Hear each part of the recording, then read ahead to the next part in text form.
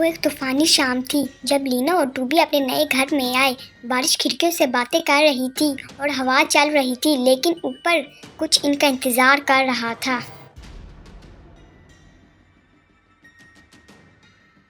ٹوبی نے پرانی چادر اٹھائی اور اس کے نیچے ایک بڑا سا آئینہ چمک اٹھا۔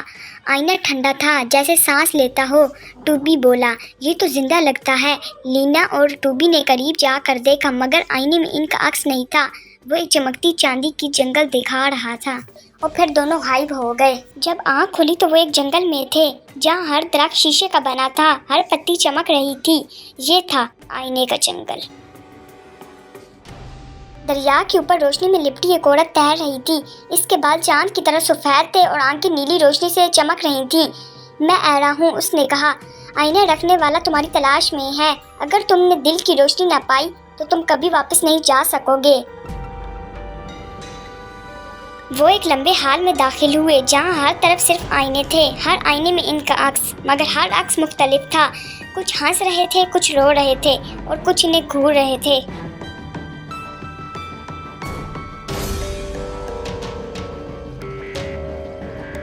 اچانک عکس حرکت کرنے لگے، پھر آئینے سے باہر نکل آئے۔ ان کی سیاہ نقلیں سایوں کی طرح ان پر آئیں۔ لینا چیخی، دوڑو ٹوبی، اور وہ بھاگنے لگے اندھیرے میں۔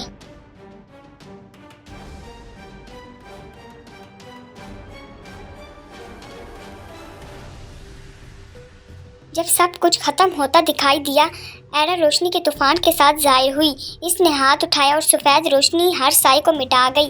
یہ لو، اس نے کہا، یہ دل کی روشنی ہے، صرف سچائی ہی جادو کو توڑ سکتی ہے۔ وہ ایک کالے قلعے میں پہنچے جہاں دیواریں شیشے کی تھیں اور ہوا میں ٹکڑے تیر رہے تھے۔ ایک لمبا سایہ نمودار ہوا، آئینے کا رکھوالا۔ اس کا چہرہ ایک ٹوٹے ہوئے آئینے کے پیچھے چھپا تھا۔ تم نہیں جا سکتے، اس کی آواز گونجی، تمہارے عکس اب میرے ہیں۔ لینا نے دل کی روشنی کو اوپر اٹھایا، ایک چمک اٹھی اتنی تیز کہ اندھیرا چیخ اٹھا۔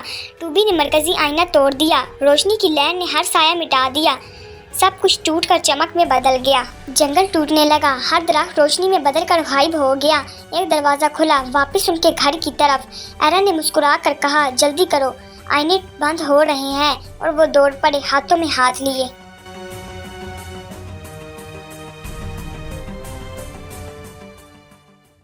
جب آنکھ کھلی وہ واپس اٹک میں تھے۔ سورج کی روشنی کھڑکی سے اندر آ رہی تھی۔ آئینہ ٹوٹ چکا تھا، سیاہ ہو گیا۔ لینا اور ٹوبی نے ایک دوسرے کو دیکھا اور مسکرا دیے۔ خاموشی تھی، مگر انہیں لگا کہ آئینہ اب بھی دیکھ رہا ہے۔